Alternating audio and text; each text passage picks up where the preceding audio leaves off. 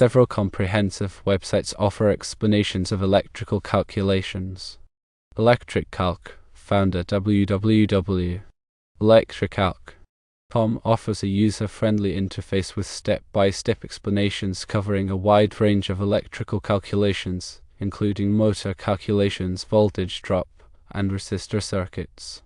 Electrical Engineering Stack Exchange at Electrical-Stack-Exchange.com is a community-based forum where users can ask and answer electrical questions. This resource includes clear explanations and examples provided by expert electricians. Electro-Tech-Online, found at www.electro-tech-online.com/calculations, provides a free online calculator with detailed explanations of calculations covering basic electrical principles, motor performance, and voltage drop. For specific resources for apprentice-level calculations, several websites are helpful. For motor calculations, visit www.electronics-tutorials. ws/circuit/3-phase induction motor calculations. HTML. For voltage drop calculations, see www.electrical-online.com/calculator/voltage drop calculator. And for resistor circuit calculations, check out www.alaboutcircuits.com/textbook/direct-current/chpt-6/resistor color codes and www.khan-academy.org/science/apphysics-1/app linear momentum/DC circuits/parallel and series circuits. When explaining calculations, start with basic electrical concepts such as current, voltage, and resistance. Current, measured in amps, is the flow of electrical charge. Voltage, measured in volts, is the electrical potential difference that drives the current. Resistance, measured in ohms, opposes the flow of current.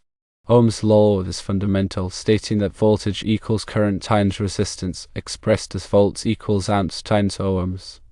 This relationship is crucial for understanding how electrical circuits behave. Explain series and parallel circuits clearly. In a series circuit, components are connected end to end, so the current is the same for each component, and the total resistance is the sum of individual resistances. The voltage is divided across each resistor.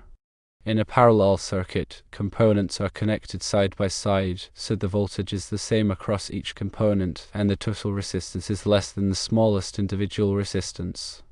The current is divided among the branches. Calculations for series circuits involve adding resistances to find the total resistance. The total resistance, R total, equals R1 plus R2 plus R3, and so on. The current in a series circuit is the same at all points, and it is calculated by dividing the total voltage by the total resistance, using Ohm's law. For parallel circuits, the reciprocal of the total resistance equals the sum of the reciprocals of the individual resistances. 1 over R total equals 1 over R1 plus 1 over R2 plus 1 over R3, and so on. The voltage across each branch of a parallel circuit is the same. The total current is the sum of the currents in each branch.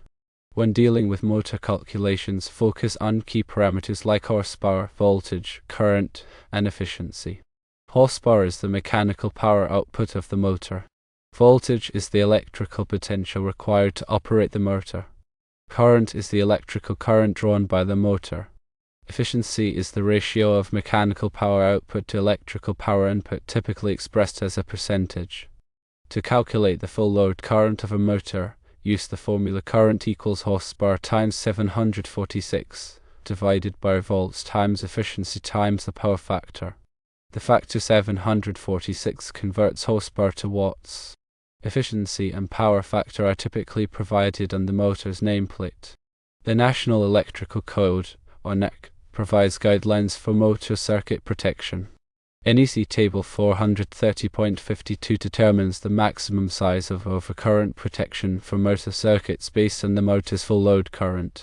Overload protection is essential to prevent the motor from overheating due to excessive current. Voltage drop calculations are critical for ensuring that electrical equipment receives adequate voltage. Excessive voltage drop can cause equipment to malfunction or operate inefficiently. The voltage drop in a conductor depends on the conductor's length, current, and resistance. The formula for voltage drop is voltage drop equals 2 times K times current times distance, divided by circular mils. K is the direct current resistance constant for the conductor material, approximately 12.9 ohms for copper and 21.2 ohms for aluminum. Distance is the one-way length of the conductor in feet. Circular mils is a unit of area used for conductors. The NEC recommends limiting voltage drop to no more than 3% for branch circuits and 5% for feeders. To reduce voltage drop, increase the conductor size, reduce the circuit length, or reduce the current. When working with resistor circuits, understand how resistors are used to control current and voltage. Resistors are used in series to limit current and in parallel to divide current. Resistor color codes are used to identify the resistance value of a resistor. Each color represents a specific digit, and the bands on the resistor indicate the resistance and tolerance. Use a resistor color code chart to decode the resistance value. Common resistor values are available in standard sizes such as 100 ohms, 1 kilo ohms, and 10 kilo ohms. When designing circuits with resistors, select appropriate resistor values to achieve the desired current and voltage levels. Power dissipation in a resistor is calculated using the formula power equals current squared times resistance, or power equals voltage squared divided by resistance. Ensure that resistors are rated to handle the expected power dissipation to prevent overheating and failure. Use real-world examples and analogies to explain electrical concepts. For example, explain voltage as the electrical pressure that drives current through a circuit, similar to water pressure in a pipe. Current can be compared to the flow rate of water. Resistance can be likened to the pipe's diameter, which restricts water flow. Breaking down the calculation process into smaller steps makes it easier to understand.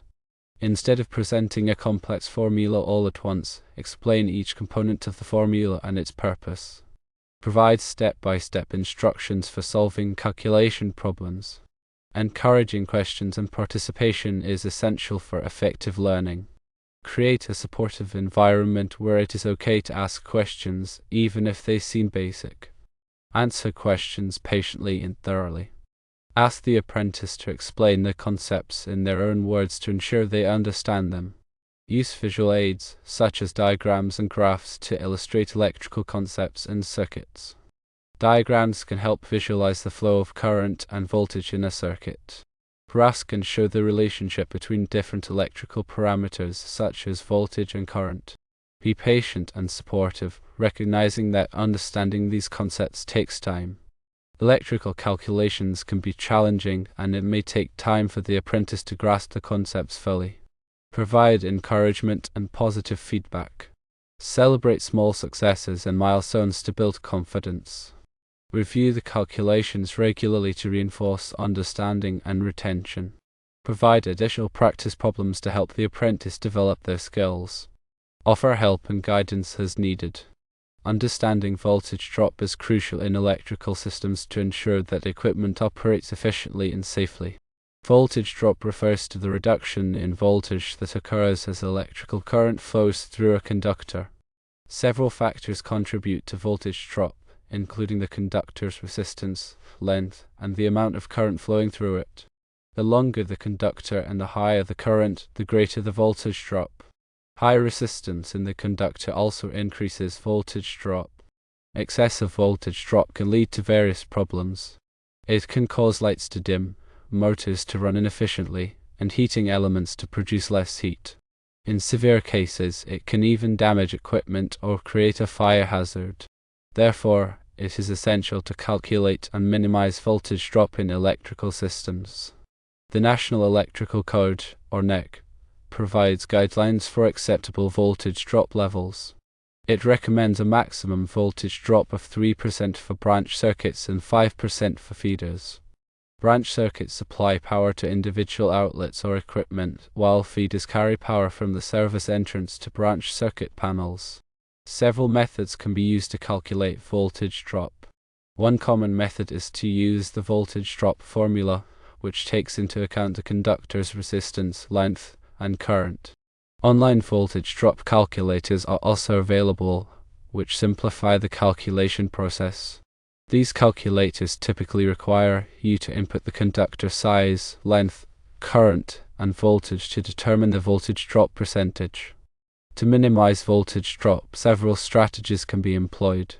Firstly, using larger conductors with lower resistance reduces voltage drop. Secondly, shortening the length of the conductor also decreases voltage drop. Thirdly, reducing the current flowing through the conductor by using more efficient equipment or distributing the load more evenly helps to minimize voltage drop.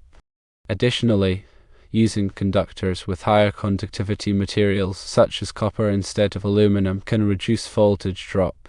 Regularly inspect and maintain electrical systems to identify and address potential voltage drop issues. Check for loose connections, corroded wires, and damaged insulation, as these can increase resistance and contribute to voltage drop.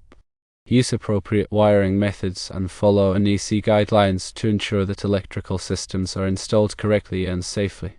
Understanding and mitigating voltage drop is essential for maintaining the efficiency, reliability, and safety of electrical systems. The NEC is a comprehensive set of standards and guidelines for electrical installations in the United States. It is updated every 3 years to reflect the latest advancements in electrical technology and safety practices. The NEC covers a wide range of topics, including wiring methods, overcurrent protection, grounding, and equipment installation. It is essential for electricians, contractors, and electrical inspectors to be familiar with the NEC to ensure that electrical systems are installed and maintained safely and correctly. The NEC is organized into chapters, articles, and sections, making it easy to find specific requirements for different types of electrical installations. Chapter 1 covers general requirements such as scope, definitions, and wiring methods. Chapter 2 addresses wiring and protection, including overcurrent protection, grounding, and wiring methods. Chapter 3 covers wiring methods and materials such as cables, conduits, and boxes. Chapter 4 addresses equipment for general use, including appliances, luminaires, and motors. Chapter 5 covers special occupancies such as hazardous locations, healthcare facilities, and swimming pools. Chapter 6 addresses special equipment such as electric signs, elevators, and electric vehicles. Chapter 7 covers special conditions such as emergency systems, fire alarm systems, and communication systems. Chapter 8 addresses communication systems such as telephone, data, and CAT-EV systems. Chapter 9 contains tables and examples to aid in the application of the NEC. Several key concepts are covered in the NEC. Grounding is the process of connecting electrical equipment to the earth to provide a path for fault current to flow, thereby protecting people and equipment from electrical shock. Overcurrent protection devices, such as circuit breakers and fuses, are used to protect electrical circuits from excessive current, which can cause overheating and fires. Wiring methods refer to the types of cables and conduits used to install electrical wiring. The NEC specifies the types of wiring methods that are permitted for different applications. Equipment installation refers to the proper installation of electrical equipment, such as appliances, luminaires, and motors. The NEC specifies the requirements for installing different types of equipment to ensure that they are installed safely and correctly. The NEC also addresses safety requirements for electrical work. Electricians must follow safe work practices, such as wearing personal protective equipment, to energizing circuits before working on them, and using appropriate tools and equipment. The NEC is a complex document, but it is essential for anyone involved in electrical work to be familiar with it. The NEC helps to ensure that electrical systems are installed and maintained safely and correctly, protecting people and property from electrical hazards.